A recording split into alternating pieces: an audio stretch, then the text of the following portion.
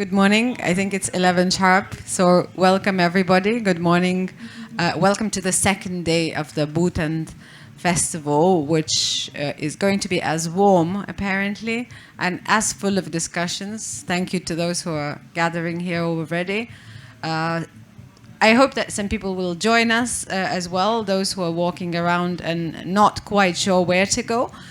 But we've also got more audience watching us online, Nordic Council of Ministers Bureau Facebook and YouTube accounts, so we're being broadcast live. If you, who have the privilege of being here, have questions at the end of the discussion, you will be very welcome to ask them, and we are very eager to hear from you as well. We are very happy that you have chosen to spend this morning with us. My name is Rugilė. I'm a journalist. I will be moderating this session, which is entitled, If Children Know About Online Threats, Why Do They Still Fall Victim? We will focus on children's vulnerability and grooming in the digital space, why awareness of online threats alone is not enough to stay safe, and what psychological, social, and technological factors influence children's online safety. And this particular discussion is organized by two organizers, Nordic Council of Ministers Bureau and the Childline, Lithuania. So welcome, and I'm really happy to introduce the participants of that discussion. Before we do that, I will say that we will also explore how children become involved in online risks, and also the role of adults, including parents, teachers, and professionals, in strengthening children's critical thinking. So I'm really glad to welcome, maybe I will start with you, Rugilė, since you're close to me, head and co-founder of NGO Ribologija, who's working in the field of sexual violence prevention, Rugilė Butkevičiūtė. Good morning. Next to her, with us, is psychologist, researcher, and lecturer with a passion for the well-being of children and young people, Dr. Eglė Bikic.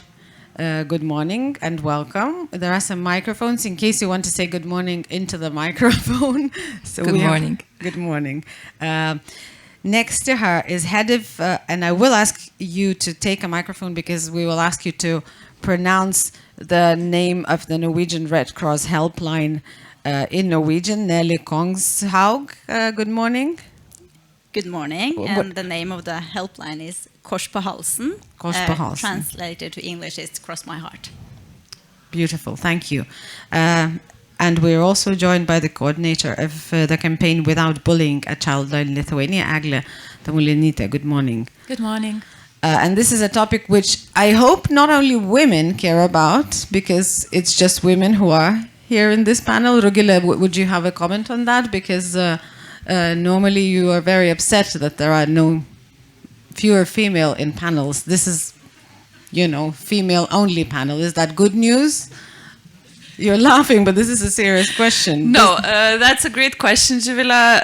Of course, the best way is to have as mixed panels as possible, but we do have mixed people in the audience. And as for social questions, and because I work in an NGO field, still very few men in an NGO field work as activists, but the situation is changing a little bit in our organization. We have now one volunteer after 39 volunteers. One is a male, which we celebrate. Congratulations. Let's get started with an overview maybe of the situation when we refer to online threats. Would we say that they are increasing? Have they stayed the same in the recent years? Are all of the actions that are being carried out by the NGOs helping? And maybe it is decreasing in certain areas. From your perspective and from what you do in life, how would you define the current situation? Eglė, maybe let's start with you.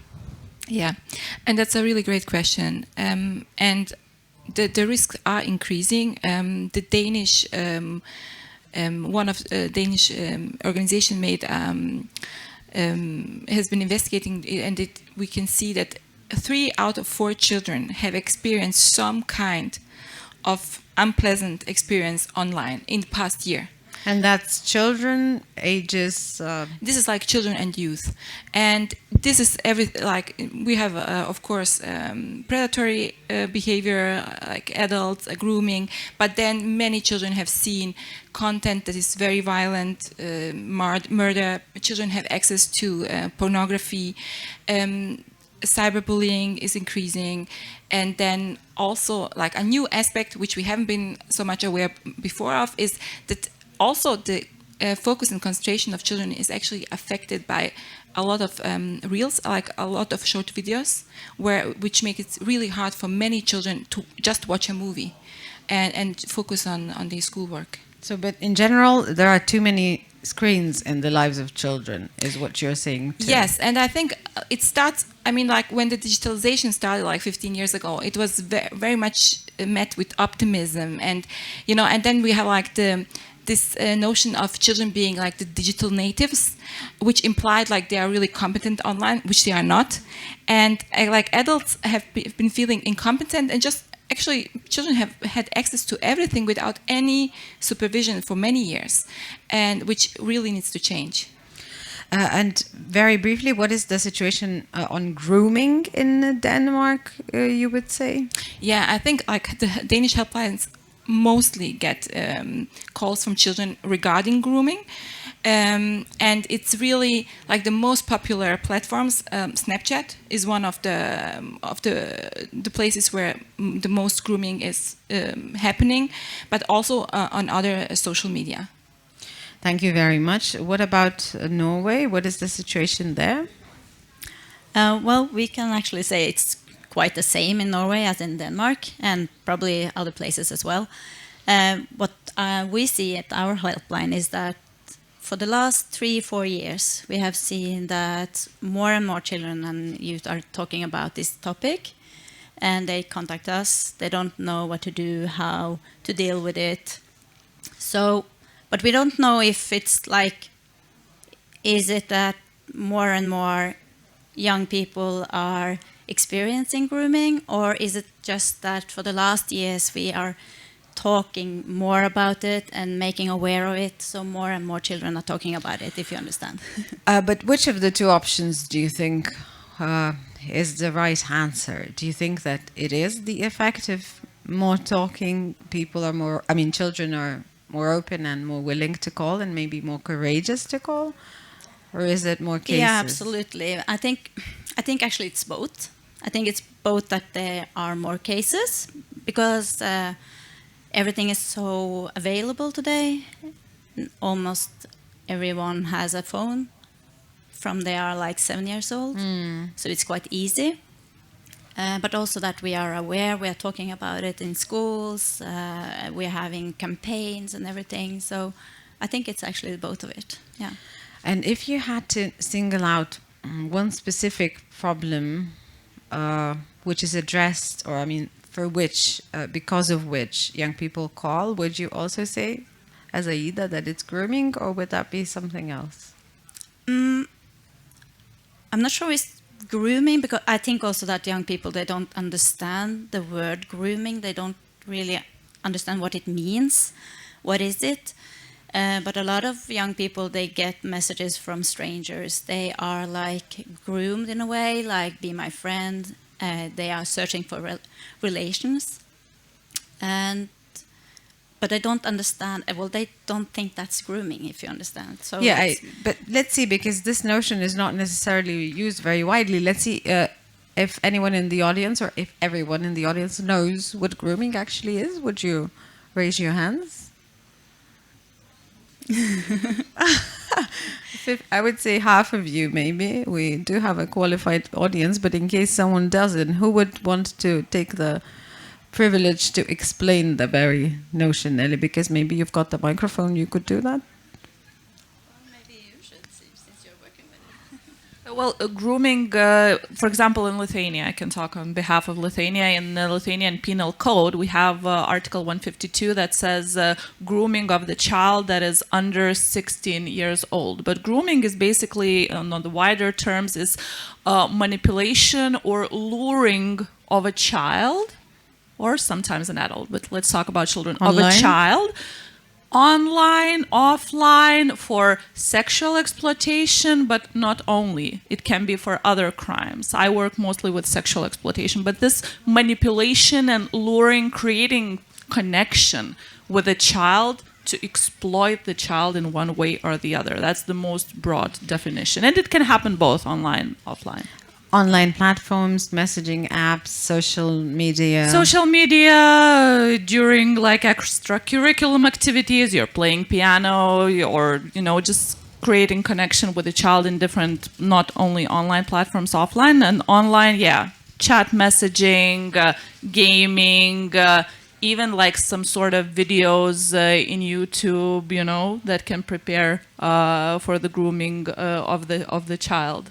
So since you've got the microphone, what are the levels of it? Because you also did extensive research. Has it been fluctuating? Has it been decreasing, increasing? What is the situation with, first of all, grooming in Lithuania?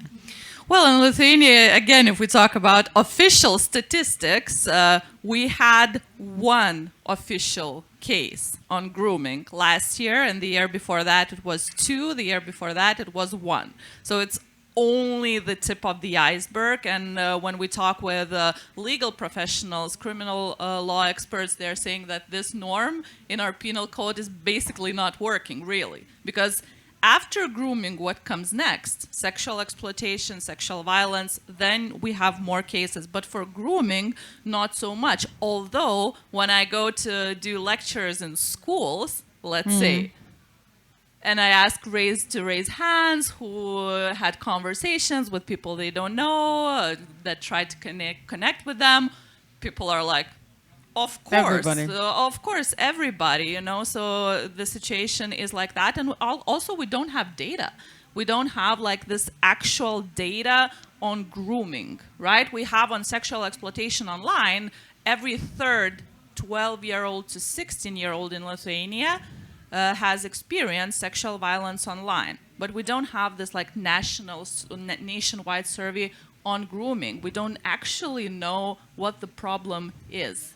But we are still trying to solve it, right? We are trying to solve it online. If we talk about online, I usually hear adults saying like teachers, and I don't know about Snapchat. I don't want to have TikTok. I don't want to have anything. So my message is, it's still about, as you mentioned, it's about the connection.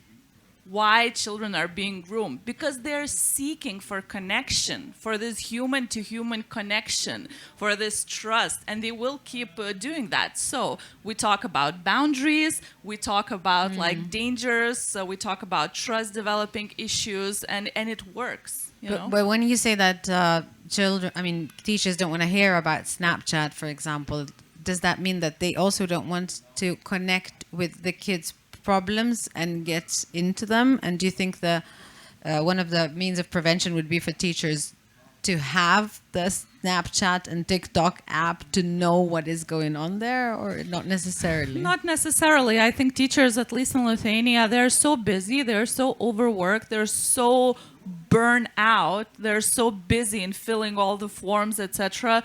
Then when you say to them, well, you are responsible for teaching children this, and that, they're like, well, forget about it. So I'm not sure if it should be only teachers. But I can give one example from my son's school. When I asked the teacher, I said, like, will you have prevention lessons on threats online?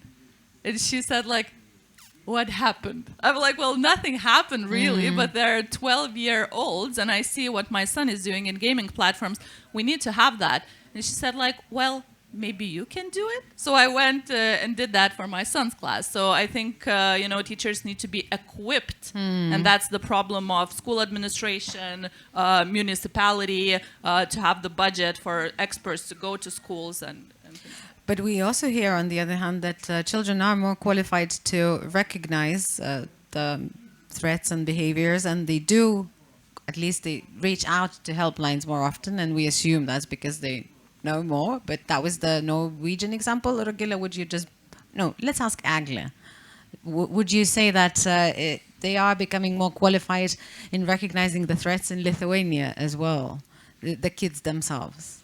Well, I don't know to what we are comparing to, but first of all, speaking about the situation, what we as Childline see is that the ones who call for help tend to be younger than before. Now, other helplines from other countries say that as well, that a lot of, like a really big part of children who are seeking help after being groomed are younger than 12 or 11 even. So it actually is, I think, one of the important things when we think about grooming is that children are younger than we expect. Like the children who get groomed, they are younger than we expect. I guess this is important. And also another thing is, speaking about situation and statistics, sometimes I think adults also expect that it's mostly girls, which is also not true and changing a lot recently. And so have you been receiving more calls from boys then?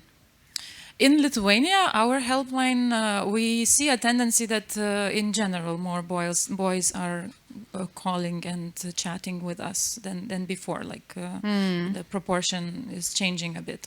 Have you got any figures? Is it 50-50? Is it 40, depends. 60? It depends on the because our support is by chat and by phone. So for phone calls, we have kind of the same. But like 3 years ago or 2 years ago, it was a bit more girls than boys calling, like about every question, not only about grooming or online issues. But on chat, we still have a lot of girls who contact us via chat. It's still not so easy for boys to do that for some reason. But about grooming, it can be really any gender. Maybe some, like statistically, situations might be different. Like for girls, it's more like asking for photos and then asking for maybe some sexual favors, like meeting or sending more photos. And then for boys, it can be more like financial extortion. But in general, like we have to not forget that it's for like everyone can be a target. And also, it's very important that. Like 2 days ago, I, along with our colleagues from Safer Internet Center in Lithuania, we were also talking about this issue, and they asked, colleagues asked like random teenagers about their experience in grooming. So 6 of 7 people asked had a lot to tell about being contacted by strangers and being like really in not such pleasant contexts. But we're only speaking about our circles, like teenagers we see. Yeah. But if we speak about children from vulnerable groups, I think the situation is also quite different. And I don't know, it can be like 100%, I think, in some cases. So you would say it's much worse? Yes, I think that, of course, groomers are especially targeting children from vulnerable groups, from children who don't have a good support system.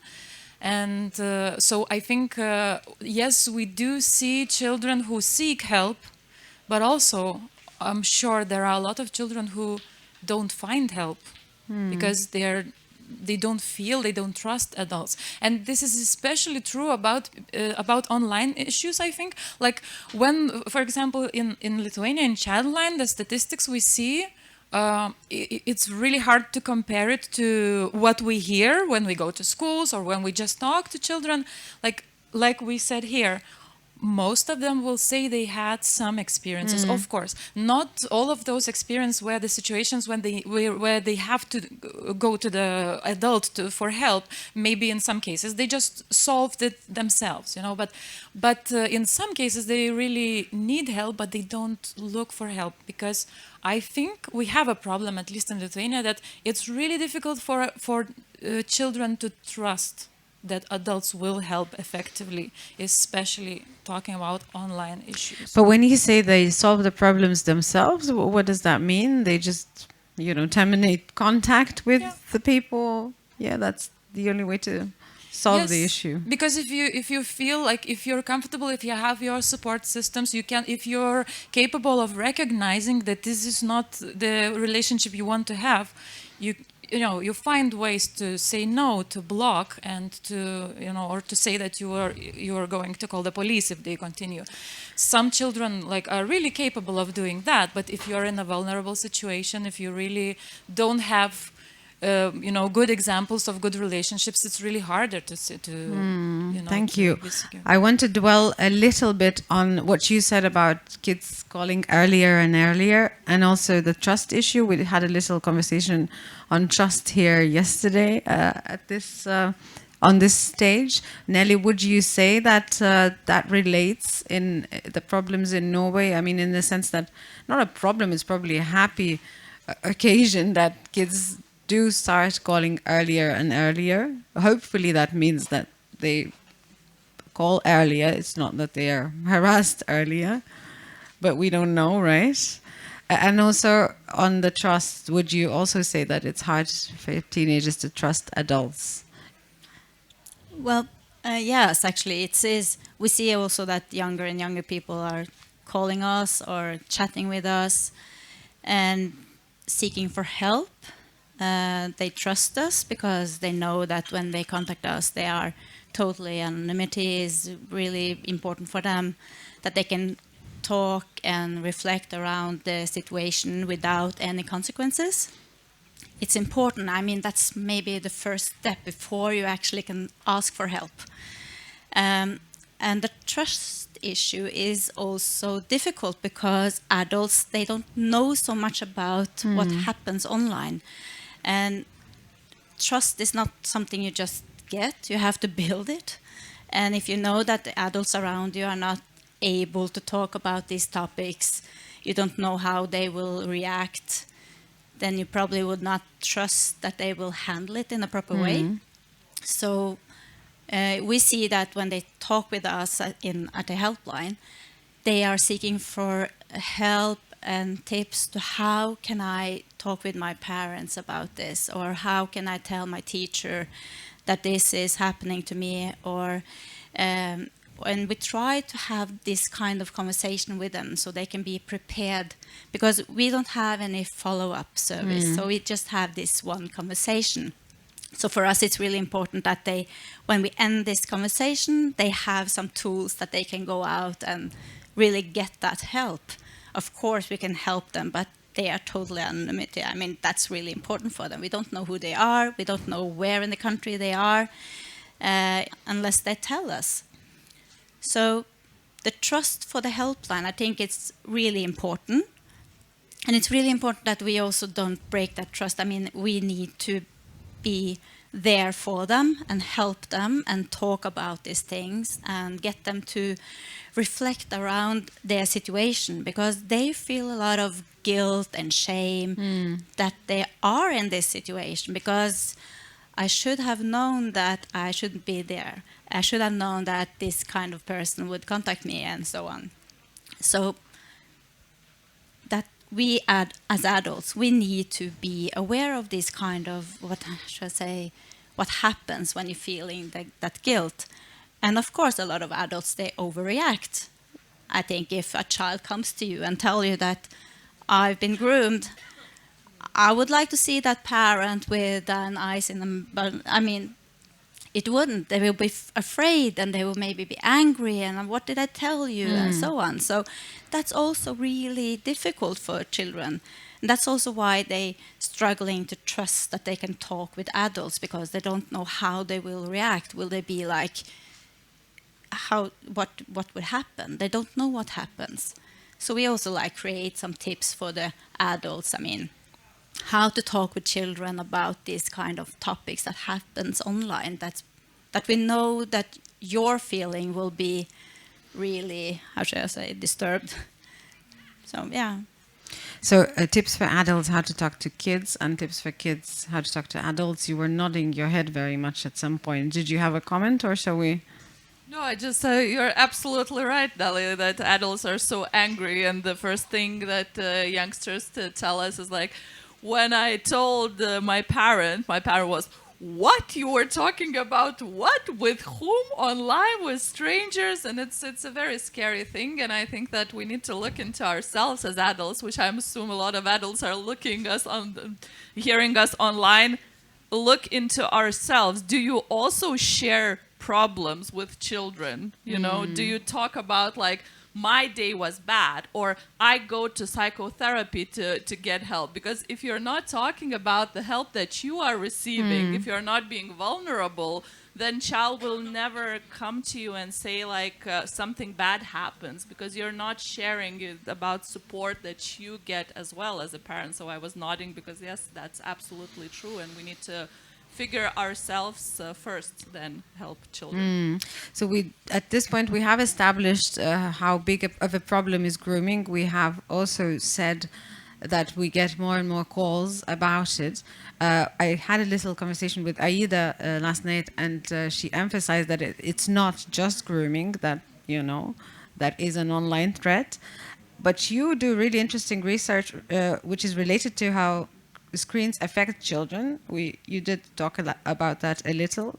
You work with communities that help coordinate the agreements related to screens in kids' free time. So if we are moving now from establishing the situation to talking about what is being done to solve it and to prevent it, would you maybe tell us a little bit about this research of yours and how that can also help deal with the grooming and other online threats? Yeah, and I think really we have to. Is it working? I would say that it isn't, but yeah, you know, it is. Yeah. No, this one is better. But this one is better. Yeah, yeah. I think actually we have to start another place, because why are we in the situation today that children have access to everything? We don't really give them. Everyone who has children is protecting their children from dangers in real life. We would never let strangers knock on our doors and saying to us, oh, I would like to talk to your 12-year child. I mean, we would never do that. But actually, most of parents do that online. And so there is, we need to change a culture that children have early access, that children are getting phones already when they are 7, 8, 9 years old. In Denmark, like in third grade, almost everyone has a phone.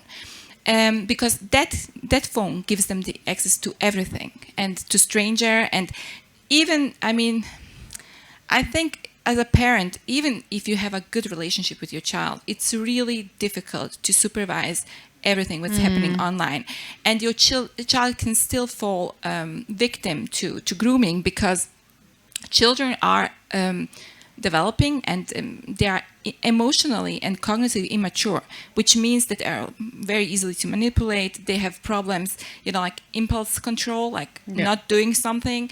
It's very difficult for children, and we acknowledge that in real life.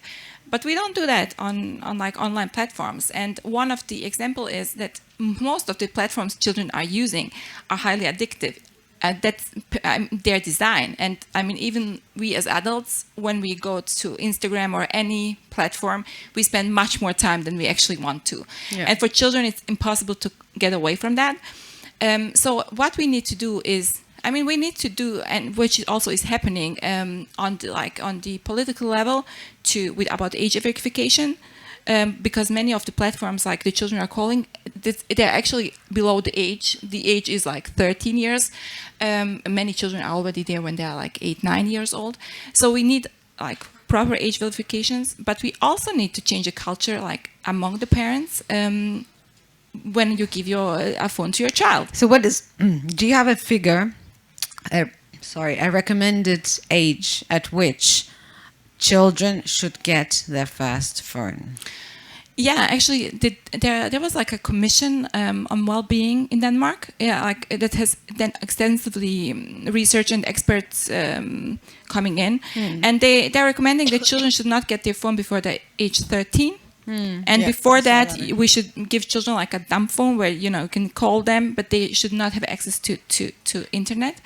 And and actually, I can see that there's really a cultural change happening in Denmark. And I have my children myself, and my oldest is 14.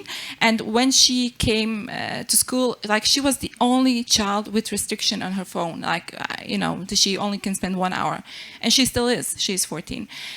But I can see with my youngest child, who is 6, that there's like parents are much more aware and actually much more willing to delay. But we have to acknowledge that parents are afraid of two things. The first thing is that the child will be excluded from the left out. Right? Yes, left out. And the second one is that don't want to have to conflict with the child. So what we are doing, and what I'm also doing with some of the schools in Denmark, is that through the schools, and actually this is like not the job of the schools, but the school is the place where we can reach the most parents. They are doing like agreements. The parents have to sign an agreement that their child will not be on social media before of the age of 13.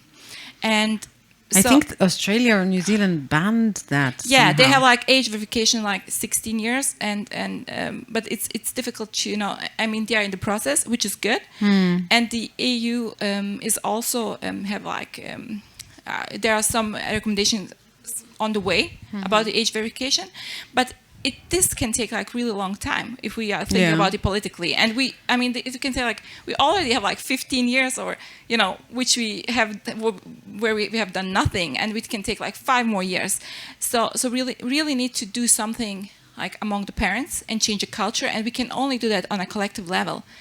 And this will probably, as you say, will take long. It will be rather complicated. Eventually, hopefully, we will get there. But now, since we haven't gotten there, what could we do in the situation of lack of limits that we've got? Yeah. What is the advice to to avoid online threats? Limiting screen time is one, I hear. Yes. What else? Yeah, but actually, it's really to start talking about this topic. And it's a difficult topic because many parents are shameful about it, because most of them know their child has much more screen time than they should. But it's actually starting at like a class level, talking already in the first grade. Do we want our children to have phones? What apps should they be on? Because it's just become accepted as a normality that children are on Snapchat, and this affects also children's social skills. We know from statistics that third graders are only meeting twice a week after school. I mean, most parents think, oh, okay, my child is gaming and it's online with their friends on Snapchat. That's not the same. I mean, children real life connections, and we can only, the only chance the parents have competing against like manipulative algorithms that wants to keep your child online is actually to do collective agreements and talk about this topic and say, okay, in third grade, do we want them to have phones? In fifth grade, do we want them to be on Snapchat? Because then it's much easier to do that. When you mentioned about the lack of social skills, I just remembered here at the reception yesterday in this very tent, I had a conversation with this teacher of the university who said, I go to teach my students and they just don't know how to communicate. So for me, it's so nice to be here because this festival is all about, maybe learning to communicate. This feels like people are actually communicating, and it's something really forgotten to me. That's what he said. So this is just a comment which is not related to children threats, but I wanted to ask Rugilė, unless either you wanted to finish your thought. I just want to say about the social skills, because as a parents, we come from a generation where we actually practice social skills because we didn't have any phones. So we had to, talk to each other. And this requires practice, how to small talk.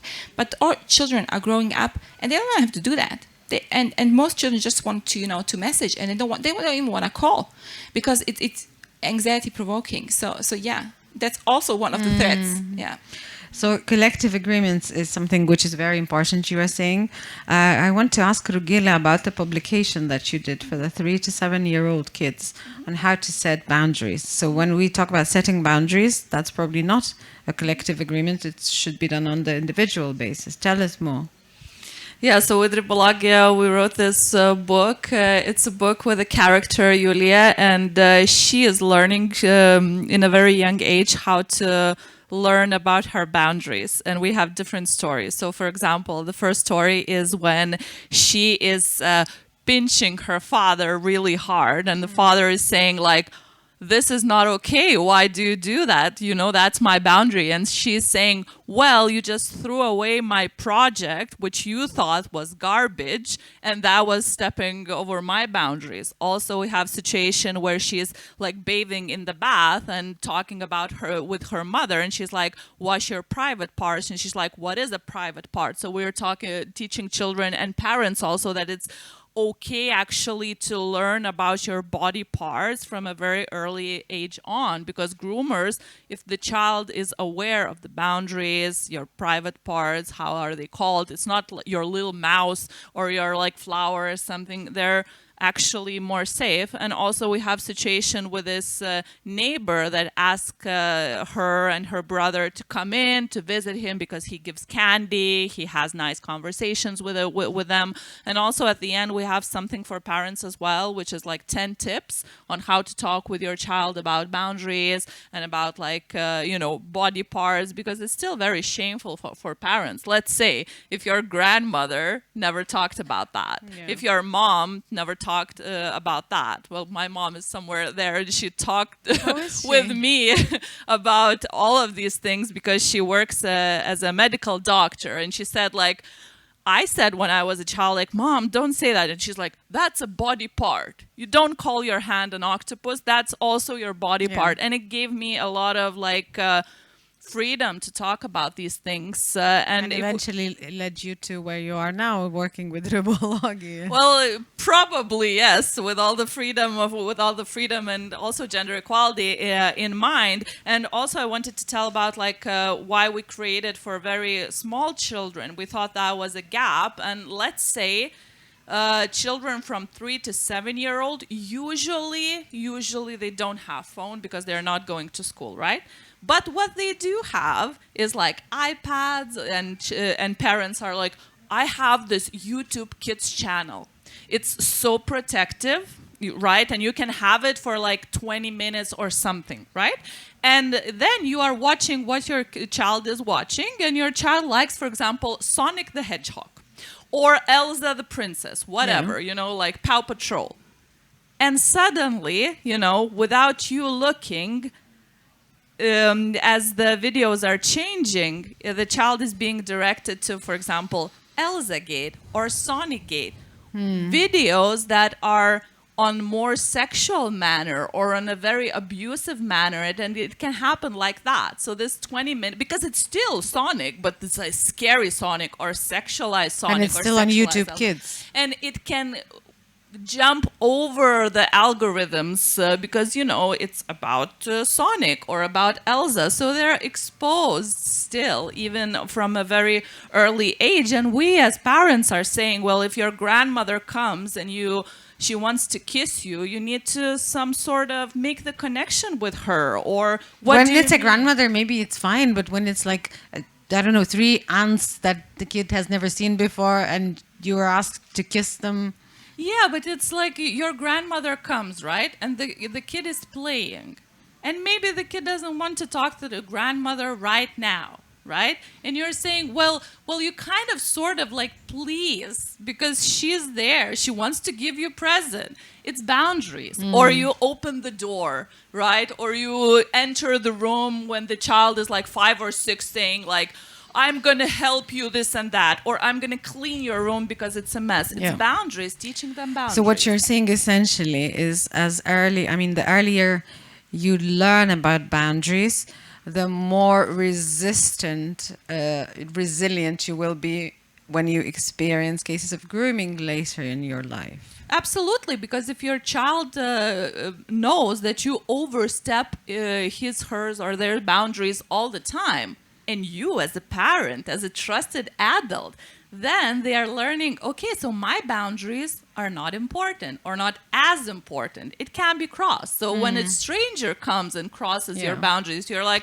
well, I'm kind of used to that. So there's small things like that. And adults, we want to have this quick fix and quick pills, right? And you're saying that, what should we do? Maybe I should take the phone. Maybe I should restrict. Maybe school can help us, right? So it's asking a doctor, if you feel really bad, give me medicine. And the doctor is asking, are you sleeping okay? No. Are you drinking water? No. Are you exercising? No. So change that. So, you know, we as adults want a quick fix, and not the quick fix is communication. And well, I'm sorry, you will need to communicate about boundaries and create this trust. And that's a lengthy process when you're tired and after work, you know. Exactly. So, okay, so learning about boundaries, communicating about boundaries, advice for parents about how to talk to children, advice to children how to talk to parents, collective agreements, I think I've mentioned. What else is being done? Maybe, Nelly, maybe there is something on the state level, some structural initiatives, for example, to deal with those threats in Norway? Of course. Well, in a structural way, we need to, first of all, we need politicians to understand what this means. And now we push everything to teachers. Teachers, they need to learn our kids, but I don't think politicians really know what this is all about. So first of all, we need to understand the problem. We need to figure out how should we solve the problem. And by setting like boundaries, setting like age verifications and all this is one way of doing it. But we also need to make parents, before they get the children, talk about these kind of things. When you give your child a phone, it doesn't matter what age, then you also need to talk about the content that they will see. It's fun, it's playful, it's an area where you can get a lot of possibilities, but you also need to talk about the challenges and what may happen there. Exactly the same way when you learn them to take your bike or cross the road or whatever. And we need teachers and we need other adults to be aware of what happens. So on the politicians, they can like help, social workers. They can help other people working with children how to deal with it. How can they set these kind of boundaries? And we need to have an agreement on the level. When should it be okay to give the phone to your child, and if why, and if how, and so on. We need to have some more, because now we leave everything to parents. They can just choose for themselves and they can decide, because parents, they know the children best in a way. So like having limits, not having phones in schools and this kind of thing is just one step, but we need to talk about, because children, they are not like dividing these kind of areas, like I'm in school and I'm at the playground or I'm home, because for them life is life. So if I'm online, it doesn't matter where I'm online. We need to talk about, and we need to understand how children are thinking and why they are doing it. And I think it's important for us to listen to children and to have them on board when we are doing this kind of work, because we have to understand them before we actually do anything. I know they are young, but still they have a voice, and it's important that they also can use their voice in this work. I think that's the best way to have good rules and routines and everything, that they can feel that they are a part of it. Then it also will be easier for us to change where we are going. So when we are putting, in Norway, when we was working about what age should we have on social media, we involved young people in this process. We wanted to listen to young people. What did they say? What did they say? Well, actually they say, it's interesting, because if you ask a 15-year-old, they will just say, we should raise the age because it's so dangerous to be there for young people. But if you ask the youngest one, they will just don't limit it. No, don't limit it. So it's interesting to involve them and to understand how they think. And but it's fun. I think it's really important for us, because then we also can say that young people have said to us that this is important and that's why we're doing it, instead of I said as an adult that this is important. they won't listen to me. Yeah, this is very interesting and super important, involving young people into conversations too. Before I open this up to you, in case you've got any questions or comments, Eglė, is there anything else that we haven't said in terms of preventing and fighting grooming and other online threats? I think it was already said before, but I guess it's important to say it again, that we should normalize seeking help. We should normalize difficult conversations. I remember when I was a teenager and my mom came to me and tried to talk about sex, and I was like, Mom, no. And she just stepped down. She never talked to me about that again, because it was really obviously uncomfortable for her. And yeah, she thought that. So what would your advice to her be now? Don't stop? Don't stop. Yeah, don't step down. Maybe try again. Maybe try a different situation. Maybe try different words. And just normalize talking and staying in difficult conversations. And also, yeah, normalize asking for help. And if you're an adult and if you have kids around and you think they might need help, it's also, let's normalize not being the adult they will approach first. Like, it's okay if your children will not come to you with this really sensitive topic, but maybe to someone at school, or maybe they call Childline. Sometimes, I think sometimes it's a bit difficult for parents to take it, you know, that you might be not the first person, because it's really also tough for children too, to talk about this with the closest person ever. So maybe they choose someone else, but it's important that they find help somewhere with trusted adults. And there is at least one adult that they can trust, right? I saw a question in the line number 2. If you want to introduce yourself, please do. And we are very eager. My name is Vaid. I'm a parent here. So I just came back from the other discussion, very similar topic over there. How is this better, right? Obviously.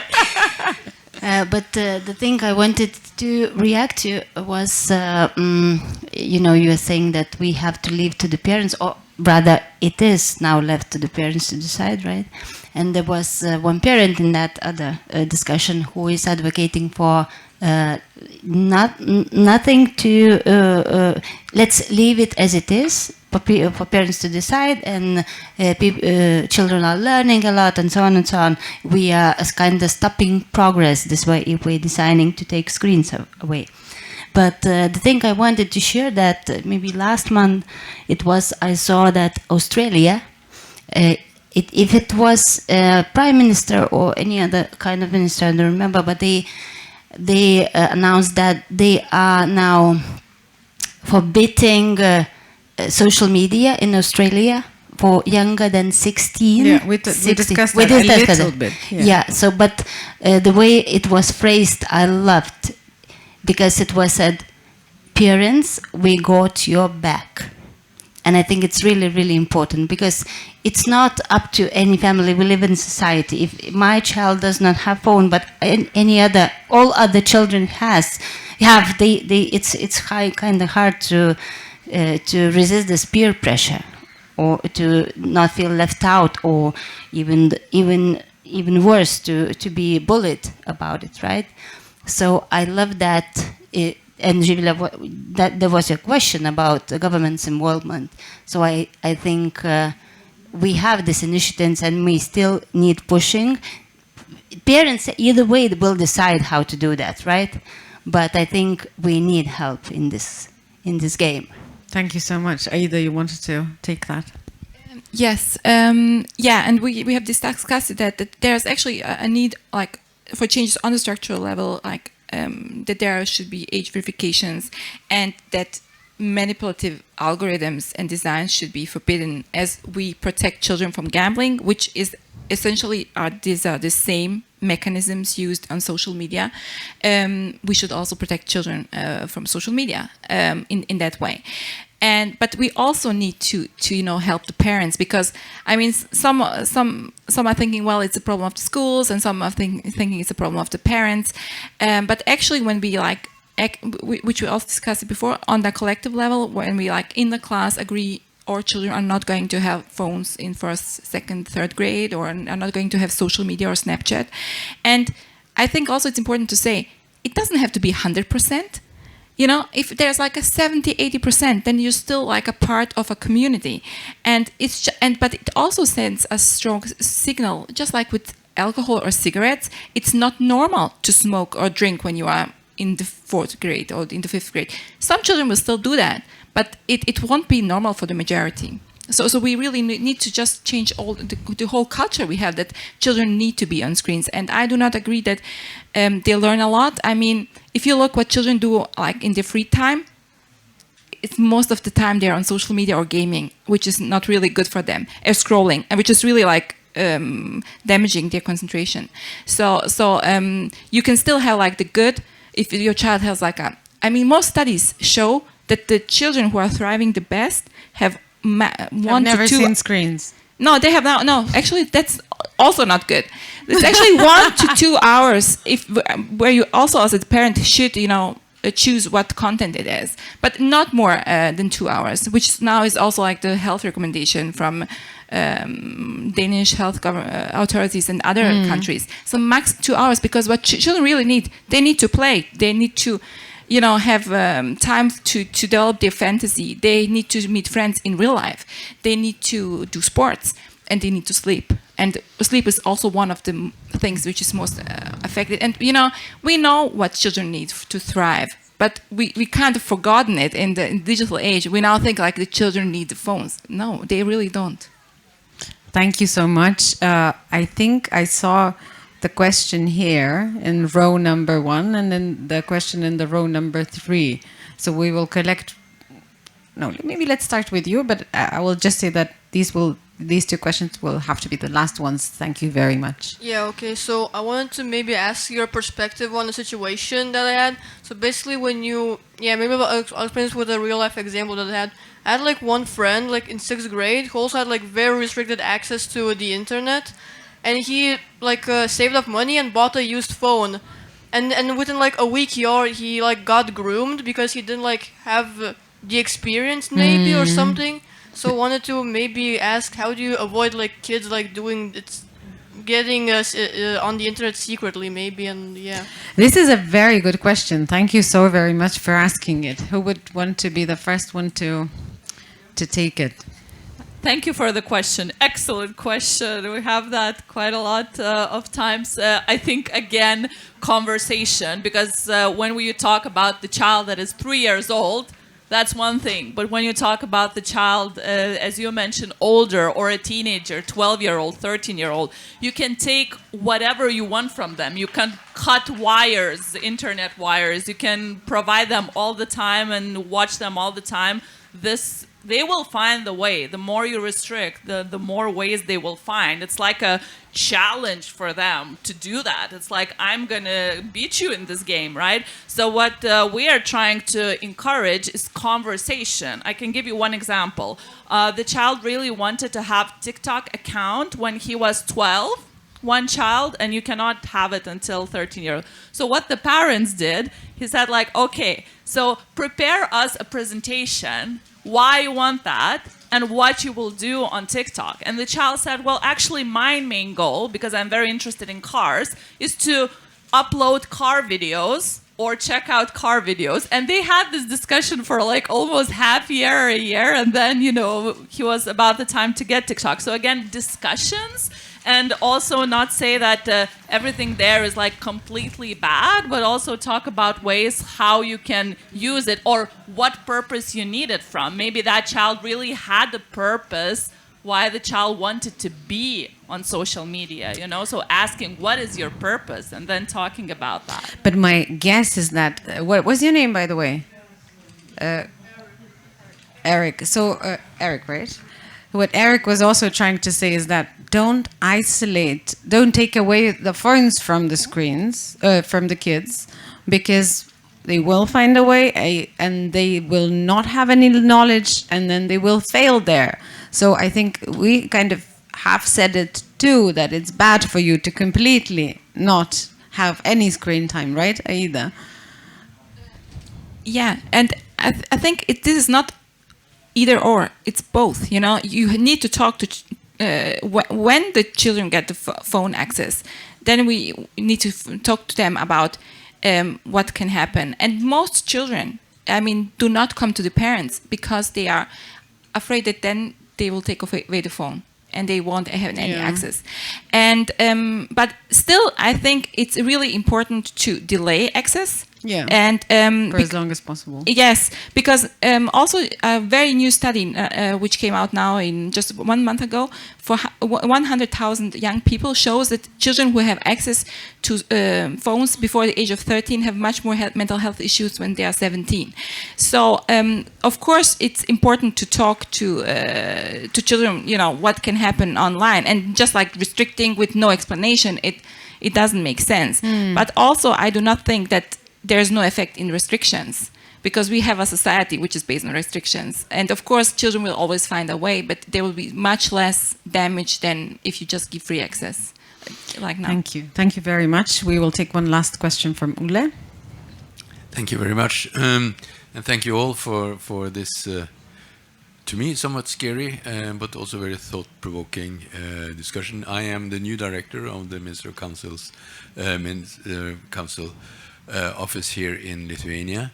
Let me add that Erikas behind us here is on our Youth Advisory Board. So now you get 2 questions, 2 comments from the same Council of Ministers office, but across the generational divide.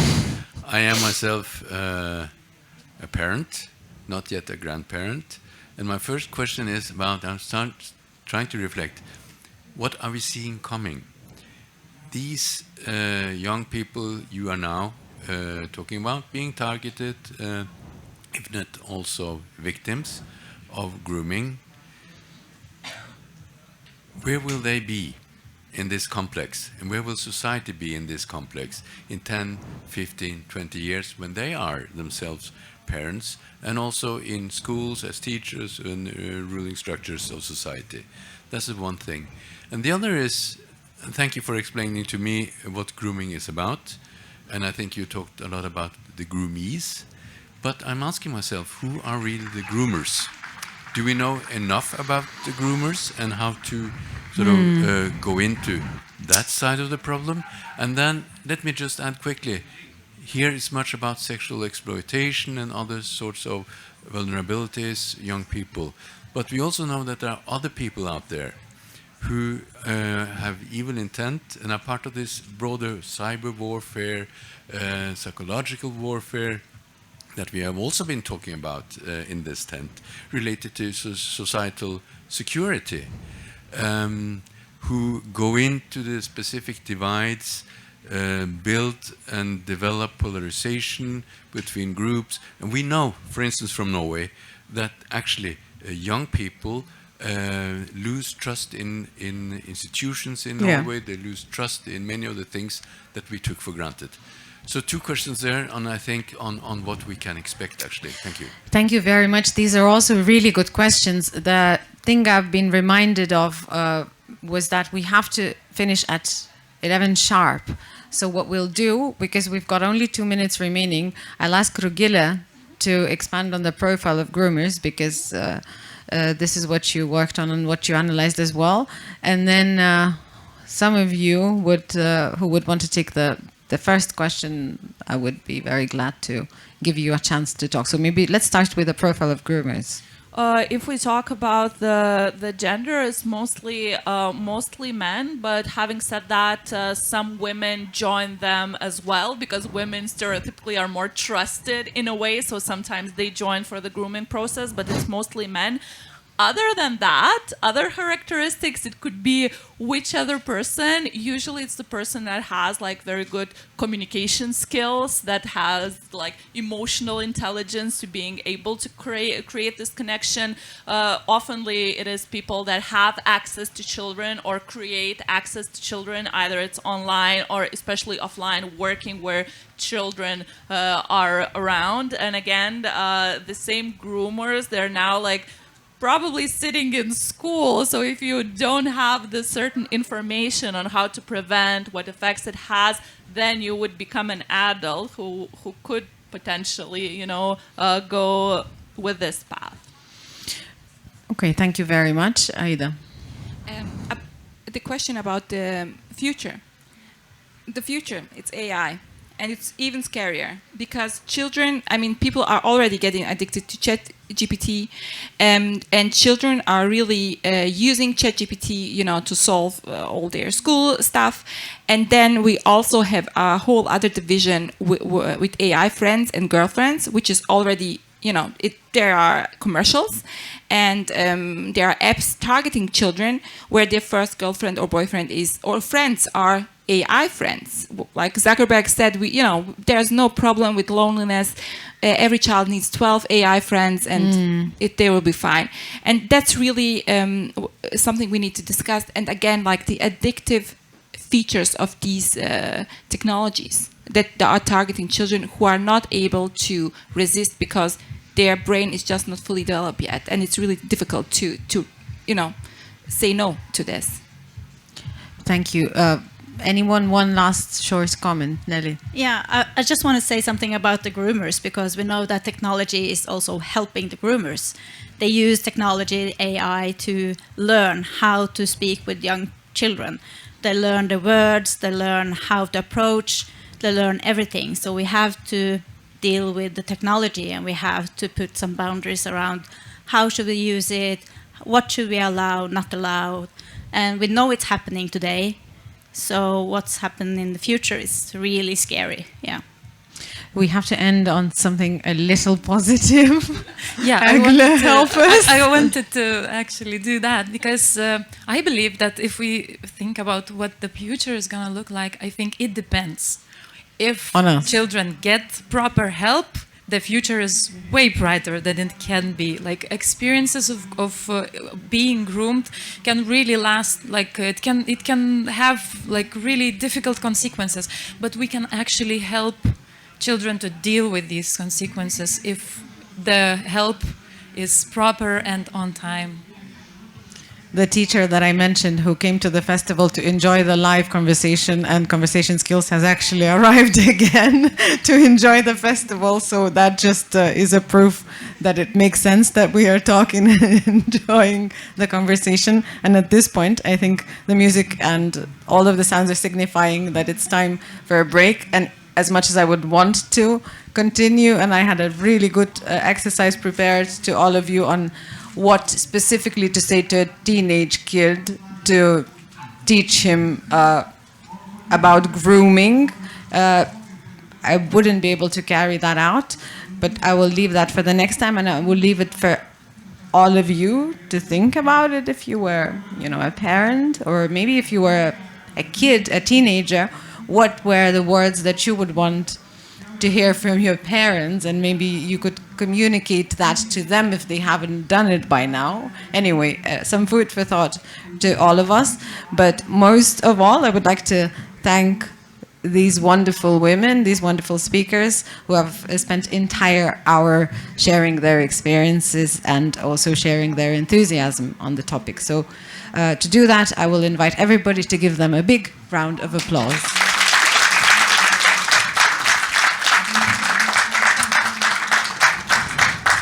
Thank you very much. Enjoy the rest of the festival. Do stay here if you want that, or look around. There are many interesting things happening. Enjoy the rest of the day, and thank you very much for coming.